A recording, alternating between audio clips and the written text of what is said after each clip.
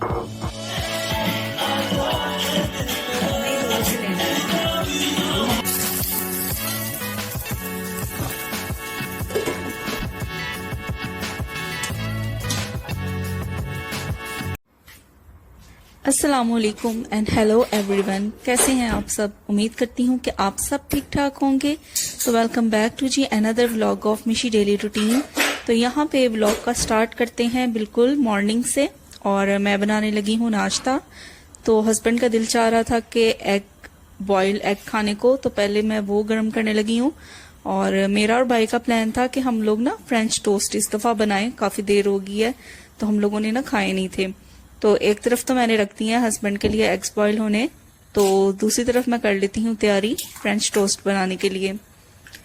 तो French toast बनाने के लिए ना यहाँ पे मैंने ले लिए हैं 3 अंडे, और बस इनको ऐड करके अच्छी तरह पहले ना मैं विस्क कर लूंगी।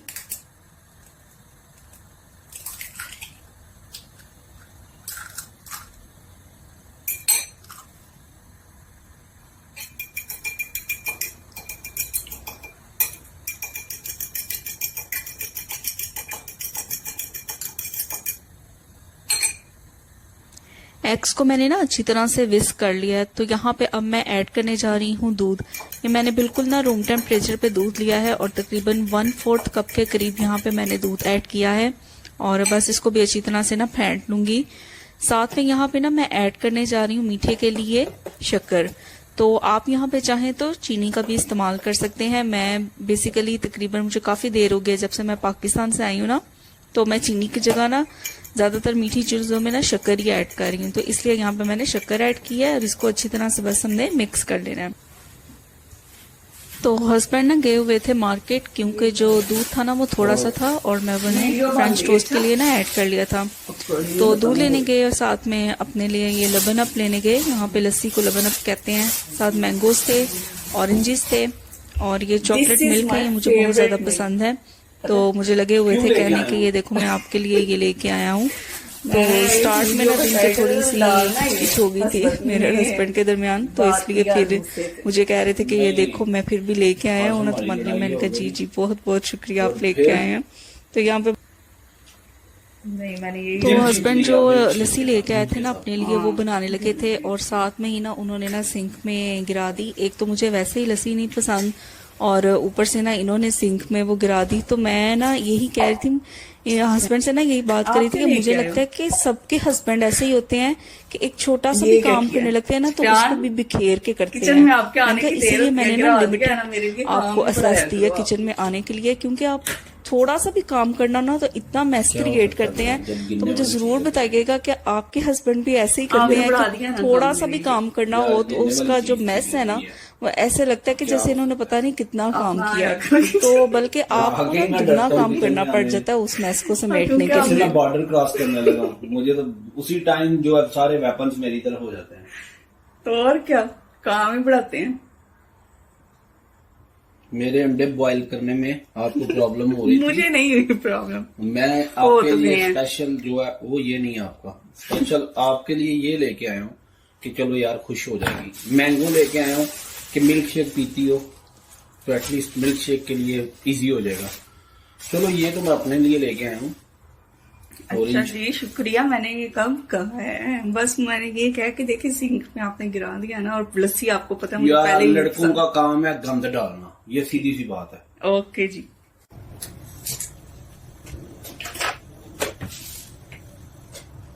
तो बस एक तरफ ना मैंने चाय रख दी है बनने के लिए, और दूसरी तरफ मैं तैयारी कर लूंगी फ्रेंच टोस्ट की।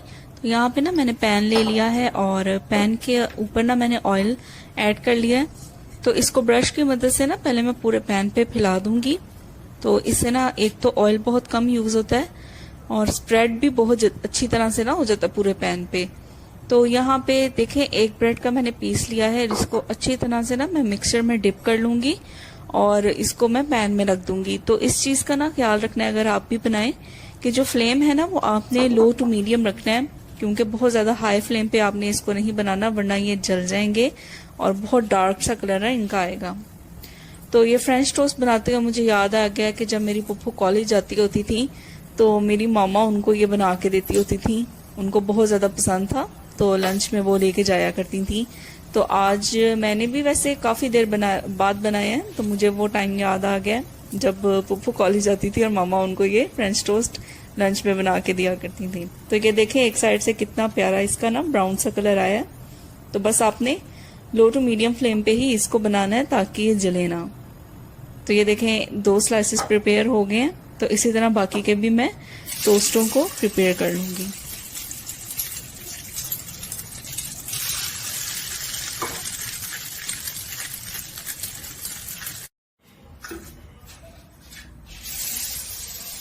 تو ناشتہ وغیرہ نا ہم نے کر لیا تھا اور فری ہو گئے تھے ناشتے سے. تو ایز یوزول میں پھر آ گئی ہوں کچن میں, اور یہاں پہ جتنے بھی برتن بھرے تھے نا ناشتے کے تو وہ میں سارے نا ابھی دھو لوں گی, کیونکہ پھر ابھی دوپہر میں بھی کھانا بنانا ہے نا, تو وہ پھر بہت زیادہ نا سنک میں میس کریٹ ہو جاتا ہے. اور مجھے شروع سے عادت ہے نیٹ اینڈ کلین کچن میں نا کام کرنے کی. اگر کچن بہت زیادہ میسی ہونا تو مجھے بہت زیادہ نا الجھن ہوتی ہے. تو اس لیے فٹافٹ سے نا میں نے ناشتے کے برتن نا یہاں پہ واش کر لوں گی تاکہ کچن کلین ہو جائے, کلیئر ہو جائے, اور پھر میں تھوڑی دیر بعد نا لنچ کی پریپریشن کروں گی.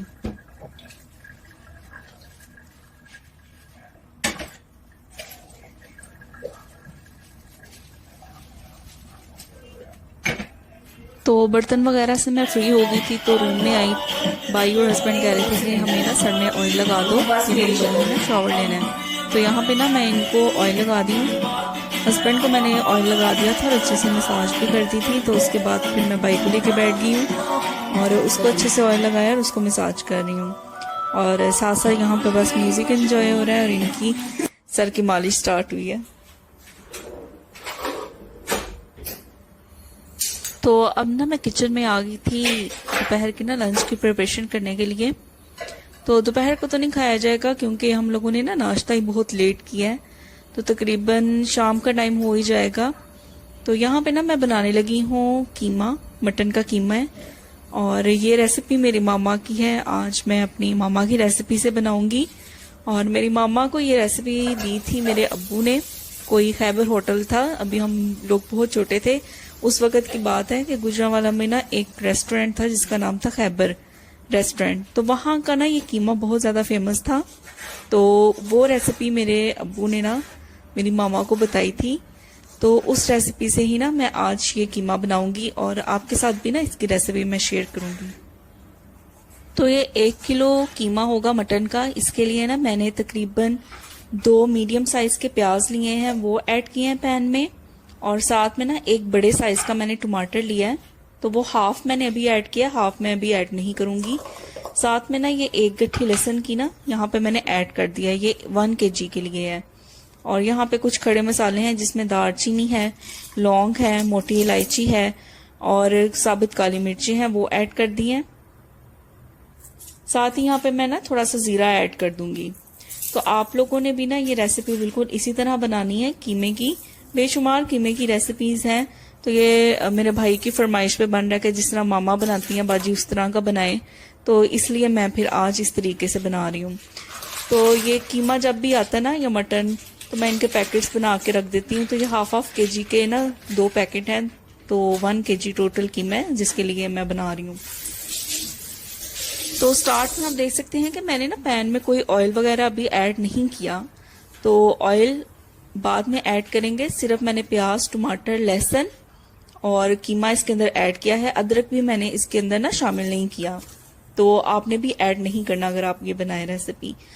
تو بس یہاں پہ اب میں پاؤڈر مسالے ایڈ کرنے لگی ہوں, جس میں جائے گا نمک اور ہلدی پاؤڈر اور ساتھ میں لال مرچوں کا پاؤڈر. تو اسپائسز تو میں یہی کہتی ہوں کہ جو آپ کی فیملی جتنی لائک کرتی ہے نا چیزیں, اسپائسز آپ اتنی ہی ایڈ کیا کریں کیونکہ ہر گھر کا نا ٹیسٹ الگ ہوتا ہے. تو ساتھ میں یہاں پہ میں نے سوکھا دھنیا پاؤڈر اور تھوڑا سا نا زیرہ پاؤڈر بھی ایڈ کر دیا ہے. تو یہ سارے پاؤڈر مسالے نا میں نے اس کے اندر ایڈ کر دیے ہیں. اور ساتھ ہی نا اس کے اندر میں نے ایڈ کر دیا ہے پانی. اگر تو آپ پریشر میں بنا رہے ہیں تو پھر آپ تھوڑا پانی ایڈ کیجئے گا, اور آپ کو ٹائم بھی نا تقریباً 20 منٹ کے لیے آپ پریشر دے دیں. لیکن میں اسے کڑاہی میں بنا رہی ہوں کیونکہ جس کا جو بیسک مزے کا ٹیسٹ ہے وہ کڑاہی میں ہی آئے گا. تو اس لیے میں نے یہاں پہ پانی تھوڑا زیادہ ایڈ کیا ہے, اور تقریباً 1 گھنٹے کے لیے نا میں اس کو ایسے ہی فلیم پہ چھوڑ دوں گی.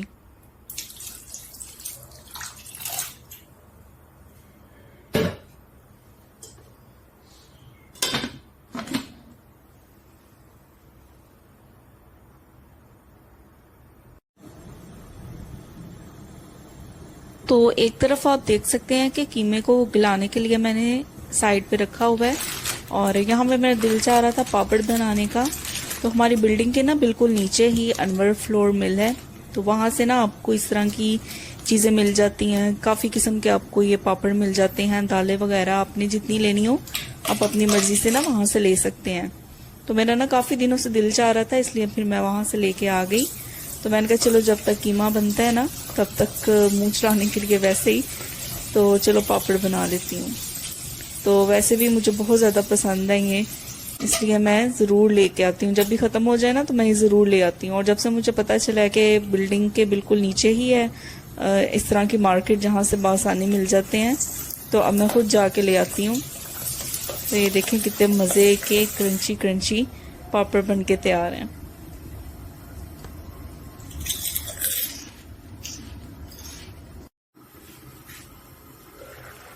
تو 1 گھنٹہ نا یہاں پہ ہو گیا ہے، تو اب میں پین کا نا لڈ ریموو کر رہی ہوں.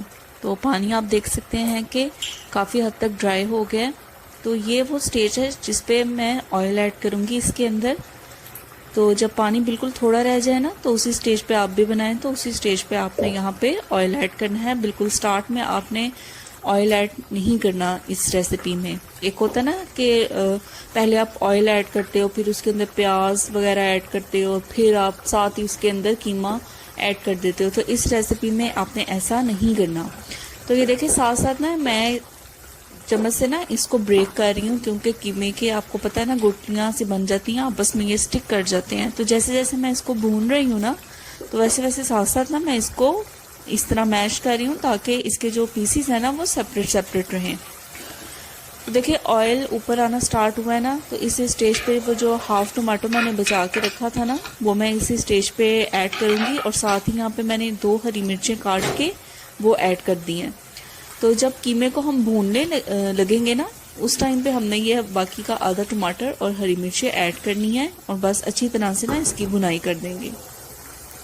ساگ بھی لے کے آئے، ساگ بھی دوسرا وہ کون بھی ہے. کیا پی رہے آپ ذرا کیمرے میں دکھائیں. میں زبانہ پی رہا لسی، جس سے مجھے بے حد نفرت ہے. کون کسی دن بنائے گا کون؟ آپ میں کسی دن یہاں ہی بناؤں گا. اچھا جی، میں کھاؤں گا بھی. چلے پہلے کھانے سے پہلے نہ کھائیے گا، پھر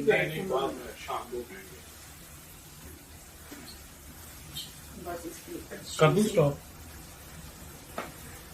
کر دو. قیمہ بہت اچھی طرح سے بھن گیا، تو یہاں پہ نا میں ایڈ کر رہی ہوں گرم مسالہ، اور گرم مسالہ ایڈ کرنے کے بعد اسے ایک اچھا سا نا مکس دے دیں گے. تو آپ دیکھ سکتے ہیں کہ اس کی لک کتنے مزے کی آئی ہے. تو ساتھ ہی نا یہاں پہ سائڈ پہ نا میں نے رکھ دیا ہے کوئلہ، اور اس کو اگر کوئلے کا دھواں دیں گے نا تو اس سے فلیور اور بھی اس کا نا انہانس ہو جائے گا. تو میرے پاس کوئی ایلومینیم فوائل نہیں تھی یا کوئی روٹی کا نا ٹکڑا نہیں تھا جس کے اوپر میں کوئلہ رکھتی، تو میں نے درمیان میں نا ایک سپیس بنا کے نا تو ادھر رکھ دیا. تو بہت زیادہ نا یہ کسی بھی آپ کوئی بھی ریسیپی اس طرح کی بناتے ہیں، چکن کی، مٹن کی یا قیمے کی، تو یہ فلیور کو نا بہت انہانس کر دیتا ہے.